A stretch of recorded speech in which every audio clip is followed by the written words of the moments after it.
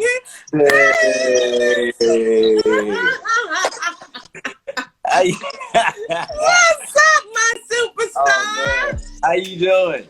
How are you? I'm great. It's so good to see you. Oh, It's man. so good to see you. My I'm gonna try and be goodness. cool. You look so good. Just look who I'm on with. Thank you. Oh, Always beautiful. Daniel. Always beautiful. Hey. I'm so proud of you. Oh, thank you so much. I just melt anytime I'm around you. Anytime I see you, so I'm trying to keep my, but I see you, and I'm like, oh, hey, Angela. So I'm trying to. That's because we went through the fire together. We've been through it. Yes. But I'm man. so proud of you. I'm just like, I float when I hear your name. Likewise. I love that everybody knows who you are the way they need to know who you are, because they need to know you. I love every piece of it. Thank you, brother. You know I appreciate that. How you doing? I'm good. It's like, it's pandemic times, but I'm exhausted and activated. At one point it was just a pandemic, and now there's all the pandemic. Pandemic, and then there's the other pandemic.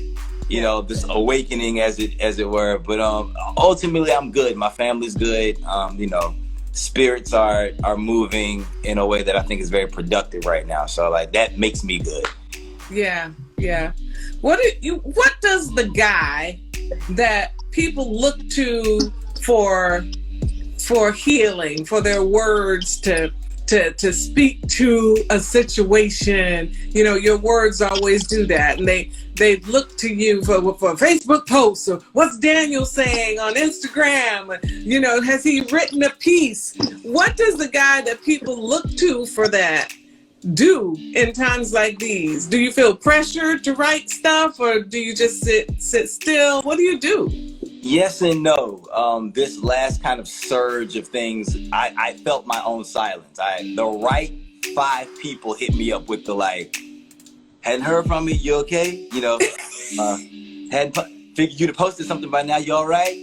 And I just like when New York shut down, I kind of took the opportunity to just do that because I needed to. For myself. And then when Ahmaud Arbery, when that news started circulating, I felt my silence, and I didn't like it, and that's when I kind of reemerged, so to speak.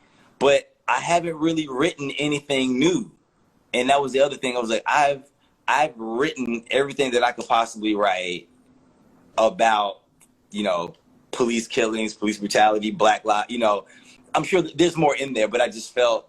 I said it in one of my shows that I was feeling stupid for having said so much and so little to have been done. It felt like I felt like my words weren't doing anything. So I kind of was just doing this. But I realized there's another side of it, which is what people's words do for me, which is, incite hope, incite inspiration, incite action. Sometimes I want to see big, dramatic change, and sometimes I just need to know that those little fires have been lit or sparked, and that should be enough. That can be enough, I should say. Yeah. I wrote one piece when everything kind of folded about the idea of those of us who make our livelihood when people gather en masse, and that this is the time to really just collect ourselves, gather ourselves, and that we will gather again. And I wrote that around, it was like, I think March 19th, 20th around when I wrote that. But that's it. I remember that one. Yeah, everything else has just been, I wrote that one. There are those of us who make our livelihood when people gather en masse.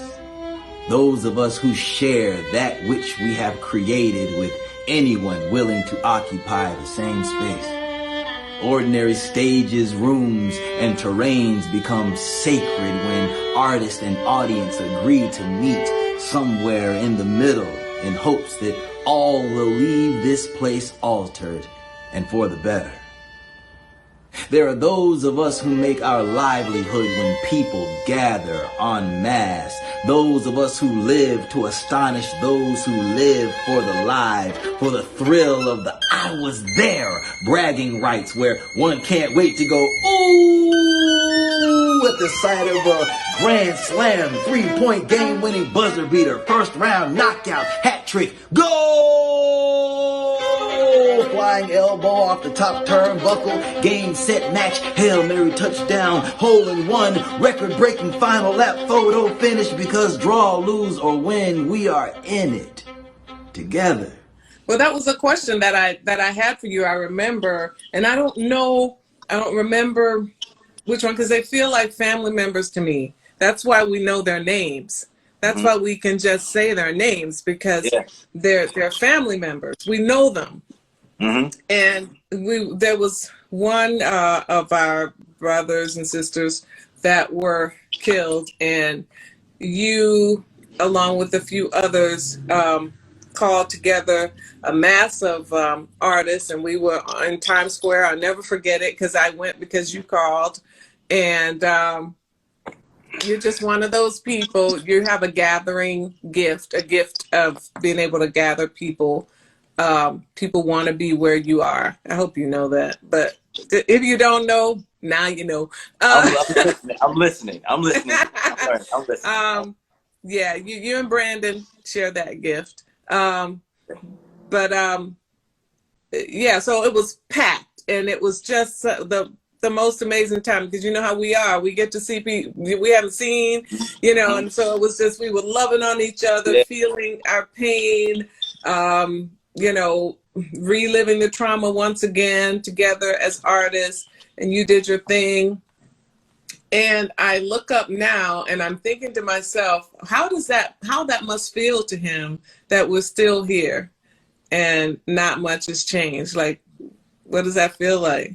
It's one of those, it's wildly frustrating, especially for those who are closest to me who couldn't see it or chose not to see it, so I said it the other day, like, there's no difference between Eric Garner's final breaths or final words and George Floyd's final words. Like, they're the exact same. Trayvon Martin was killed the exact same way Ahmaud Arbery was killed. So it's frustrating because, and how many other people were killed in between those, that now they get it. And I don't know that it's now they get it. It's just, now it's popular. Now you can't run from it. You can't be distracted by it or distracted from it. It's not, oh, cool, well, I got to go to work. It's like, no, you have to sit in whatever, complicity you had, or whatever ignorance you tried to feign, or, whatever it is that you allowed you to ignore it last time, you can't do that now. So it's, and yet I'm also like, okay, you see it now. Okay, I'm not a conspiracy theorist anymore. Okay, we're on the same page. Okay, let's go. Let's activate now. Now that you see it, what are you gonna do about it? Because I'm tired. Tag, you're in. You're in. So, do you feel like this time is different? I do. It's whether or not hearts and minds have actually changed. Sometimes things just need to be cool or popular. So if keeping Black people alive is cool, I'm with it. You know what I mean? Like, it doesn't matter to me if you haven't fully wrapped your brain around the idea that Black Lives Matter is a thing that you need to be able to say. If you've been embarrassed into action or ashamed into action, or simply you want to be with the cool kids right now, come on, be with the cool kids.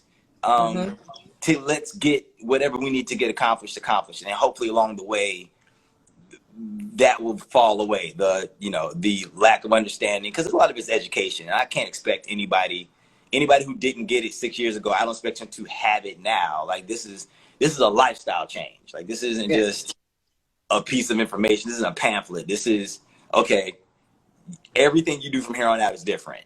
So, and that means me. I actually have to operate differently as well. I can't allow you to fall back asleep. I have to keep poking at you, but hey, remember when it's not cool now, but remember that life change you made? Yeah. We're still doing that, so I am hopeful. I've always been hopeful for humanity. I've always believed in humanity. I think there are other forces at work trying to, you know, we all understand what that is. You know, there is somebody else trying to do something totally different, and you know, they wake up a lot earlier than a lot of us. So we just need to be diligent. Yeah. But how do you do that poking? Like, remember when you said, how do you do that? Like, do we do that in our art? Is that where we put our reminders, or Yeah. do we like physically be like, remember when you? I mean, how do we do that poking? You know, I think I have to poke me first before I poke anybody else. I have to poke me, which is like, remember when so and so said that and you didn't appreciate it and you didn't address it because you were either scared of how they were going to feel about you, or you're scared how you were going to be perceived. You can't do that anymore. We're not doing that anymore. We're not doing that anymore. We're not doing that anymore. No more, because it's a disservice to us. We've been doing ourselves a relative disservice, and that's another part of this time right now, which is like, I love the action and the movement, but I'm also like, you can take a second. Black people, you can take a minute to just grieve and and you know, recognize that a lot of this has been your own relative doing as well. For, you know, survival is a thing. This is Earth, survival first, and we chose survival, and now we're choosing to live. I don't want to survive anymore. I want to live. I want to breathe freely, and I'd rather you take my life with me standing up than, you know, me crawling and asking you for something. So yeah, so did all of that just happen because you were in Hamilton? I remember that. And Hamilton helped. Hamilton yeah, definitely helped. Hamilton. Oh yeah, Hamilton Hamilton gave a cachet to a lot of us that, you know, we didn't necessarily have before. I did a lot of ensemble work leading up to Hamilton, and around Hamilton was when I was making the decision to transition over to more TV and film, and it meant saying no in a way that I hadn't said no before. I had to like take a little time. I had a new set of agents by then who had, you know, some pull, and writing and doing the jam a lot. Doing the jam helped people see me in a different light. So Adrienne Warren, who is Tina Turner in London, she put my name in the hat when it was coming to Broadway, and I've known her for 11 years now. Like, that's fam. And yes, she is, and killing it, and so proud of her. And put my name in the hat, and I started doing some research on Ike, and I was like, oh, I know this guy, because I never thought about Ike Turner. And then I did a little research. I was like, oh, this is a hurt person. There's more to this guy than we know, or that we've been presented, I should say. So I read his autobiography. I went to Clarksdale, Mississippi, that's where he's from. I went to his house. His house is still there. And I just went to soak up as much Ikeisms without soaking up the Ikeisms that I could. And, you know, Ike Turner was a black man who, not to excuse any of his behavior, but was a black man who grew up in the Confederate South in the 30s. His father was killed by a white lynch mob who, he was talking to a white woman, and a bunch of white men showed up, dragged him, took him to a swamp, beat holes into his stomach, and then he eventually died of his injuries. Ike was said to have been molested as a child. You know, just a lot of trauma that, you know, and no therapy for it. You know, he put as much as he could into music, but even that, his music was taken from him. Elvis was around. Little Richard took a little bit from him. You know, all in love, but just, you know, Ike was never allowed to be the person that he wanted to be. And he ended up taking that out on Anime Bullock, you know, and that ends up being a very tragic tale. The Ike and Tina tale is a very tragic tale. So, how's the quarantine time been for you? Has it been lonely? Have you been? Has it been retrospective? Has it been? No. It's been retrospective. Yes, it has been lonely. I haven't been by myself the entire time, and that definitely helps. I also, when I have been by myself, I'm an only child, so I've kind of been like, hey, this feels like childhood, you know. I needed the break when I I prayed for it. There was a moment when I was like, I'm on a hamster wheel and I don't know how to get off of it. And I need, I didn't say I need the world to shut down, but I needed an excuse to get off the hamster wheel. And the pandemic was like, oh, and that's why I, did that, because I kind of just needed between Ike. I went a little bit deeper into Ike than I thought I would. I was also doing my own work at the time. I had a jam residency at Joe's Pub, and which is more personal work. And just I had been bouncing around up until the moment we started rehearsals, and then doing rehearsals, and I felt very like this, and I was like, I need to change of pace. So this, minus the sick and the death and destruction, this has been a really good time for me to just be and really focus on what I really want to do and who I really want to be and how I really want to go about doing things, because I can't do what I was doing before. I just can't. I can't. Even with all the good that was happening, there was still a part of it that was just like this. I can't maintain it. I don't want to maintain it, and I don't know necessarily. I didn't know how to unmaintain it. So this time is allowing me to like form new habits, and develop new skin, and when the world opens back up, I feel like I'll be better. Yeah. You got, Black Lives Matter, you have this huge loss, these current losses. And so now you have all these corporations that are issuing apologies and donating money, and all these new things coming up within corporations. My husband's doing stuff with his school and diversity and and all of that. And in the Broadway community, we are having talks and meetings and all of that. Do you feel that we should do one thing at a time? Like, how about we deal with police brutality and police murders, and then we'll talk to the Broadway people later? Or do you feel like, while everybody's listening, we need to talk to them now? Well, how do you feel about that? I feel multiple ways. I think this is the time to kind of figure out where your lane is. Like if you are a in the streets kind of protest person, hit the streets. Be careful, be safe. We're still in the pandemic. If you're somebody who's about legislation, find those pockets and channels and ways you can push that. I think the Broadway conversation, I think the Broadway conversation is important and is a byproduct of the police brutality, and vice versa.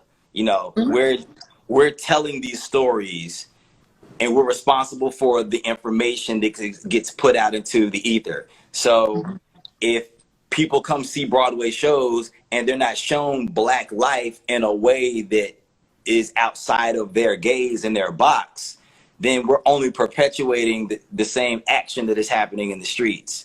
So, and we know it's very rare that we see Black love represented on the Broadway stage in such a way.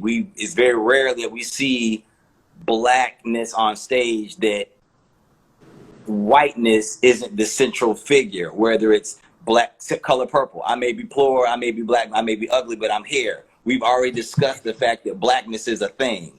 It might be looked at upon differently. Ragtime. Whole thing is about race and immigration. These shows that we do, there is no lack of whiteness, or there's no reference to non-whiteness in the shows that we do, because they are from the minds and eyes and words from white people predominantly. So we need to shift that culture so that we can shift the conversation and shift the viewpoint and see Black life as not the Black experience, but there are multitudes of experiences that encapsulate people that happen to be Black, and we just we need more of that.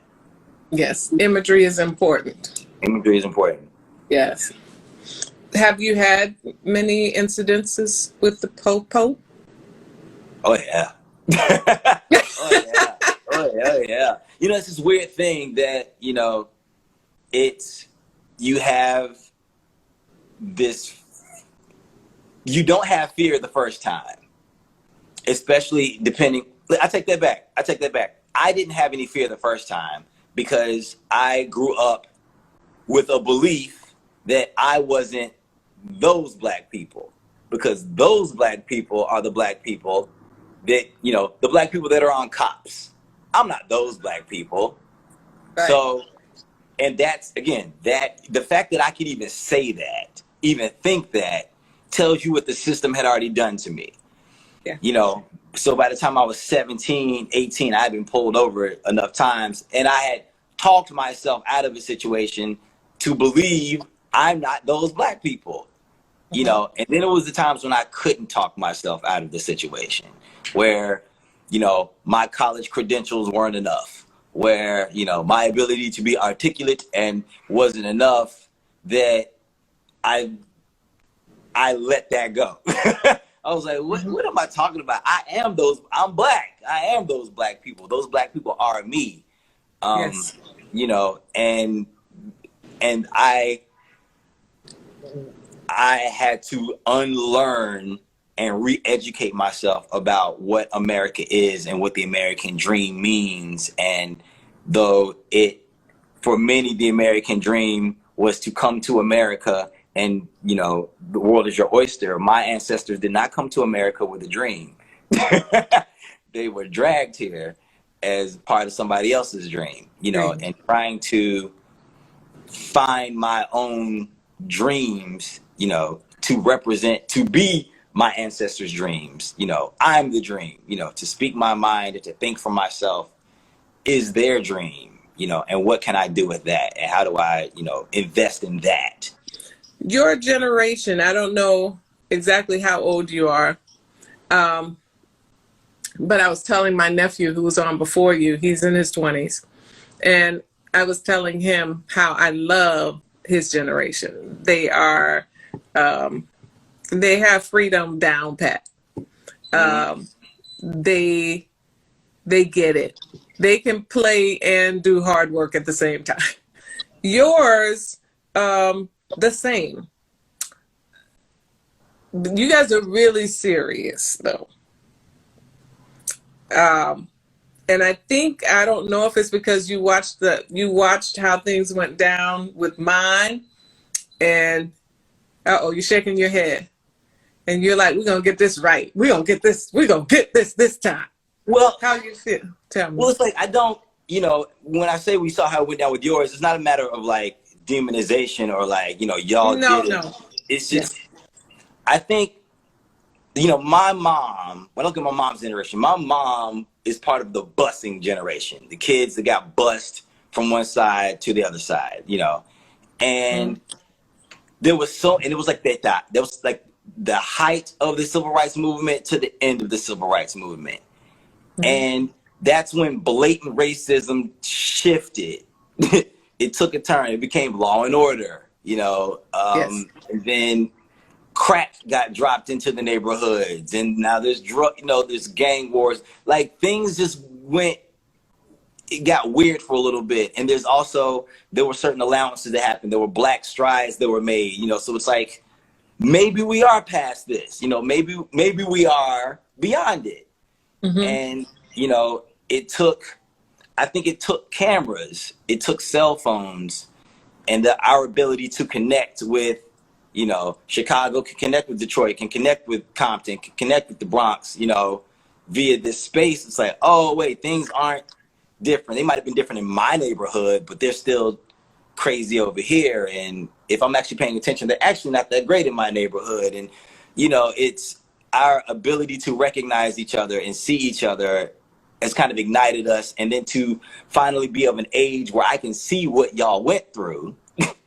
Because, you know, I've witnessed it myself and I've experienced it myself. And I go, oh, this is what you were dealing with. Oh, they were pitting y'all against each other. You were the only one for a long time. It's more important that you be here as a representation as opposed to getting here and speak your mind and then you're not there anymore. Okay. Understanding that, seeing that, it's like, okay, got it. I know that you had to be palatable, So, and thank you for being palatable. And now I'm going to come here and say a little bit of stuff that you couldn't say, but I know you thought it. You know, like we see y'all. Like, thank you for being that representation, because we needed to see you on zero to know that we could actually come and be in this space. And we know that they would not let you stay on zero had you come in here saying what we're saying right now. And there's strength in numbers. You know, we know that I know that I come with 20 to 30 to 40 people with me are going to say what I'm saying. So I don't have to feel terrified when I say whatever I say. Right. So yeah, we're not doing this anymore. Yeah. And it was also the prayers, the generation before me, my mom's generation, we stopped at the prayers. It's like, I'm just going to pray about it. Because there's nothing I can do about it. So I'm just going to pray about it. If I do anything about it, I might lose my job, and I need my job because my mama worked hard to make me the first generation college graduate. So I'm just going to be quiet and pray about it. Yeah.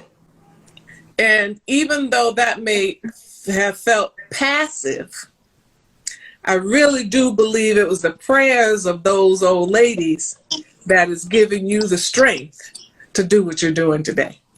Yeah. Oh, absolutely. You know, my mom, my granny, my aunts, you know, I come from women, strong women who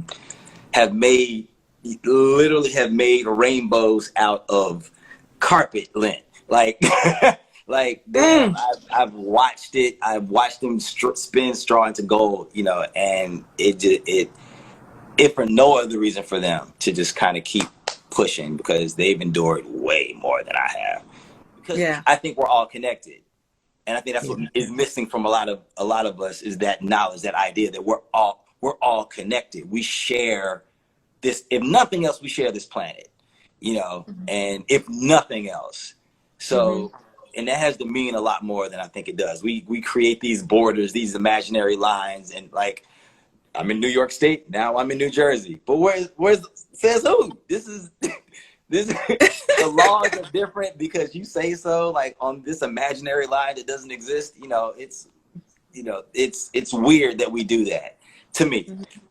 So it's like, how do we I'm always thinking of ways to make us connect better, you know. What gives you hope?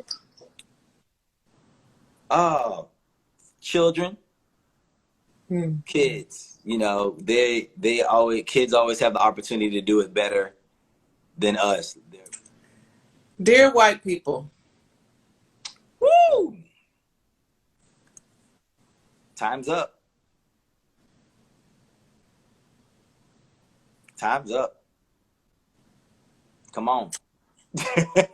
Come on. Yeah. It doesn't mean it's over for you. It's just come on. Yeah. Come on. Dear Black people. Dear Black people, I love you. I love you. I do. So what do we do? What do we do in Daniel Watts's mind? What do we do, Daniel? Oh. What's our poke? Don't be afraid to go in. We've been conditioned to believe all the things that we need and want in life are out there. Go out there and seek them. And they have always been right here. Always. So I have a 2-year-old, which you haven't met. You haven't met him yet. No, he's so beautiful. He is the light of my life. But if he grows up to be anything like you, wow. I love you. Wow. I'm just so blessed that you exist, because you give me hope for him. So I just want to thank you for taking this time. The way you were part of my journey, like you welcomed me into this space with such embrace. Like I'll never forget it. I'll never forget it. When I remember my first Thanksgiving, first Thanksgiving away from home was with you. And my family was so worried, and I think I put you on the phone with them. I was like, I'm you good. came to my house. I came to your house. And like that was my first Thanksgiving away from home, and it was just like I've never felt nothing but loved by you and Scott, and just you. Thank you. I can thank you. Thank you so much. Exactly what you're supposed to. Give them all something to hold on to. You hear it, you feel it, they need it. You write it, you sing it, it's healing. You're different and here for a reason. It's heart and spirit.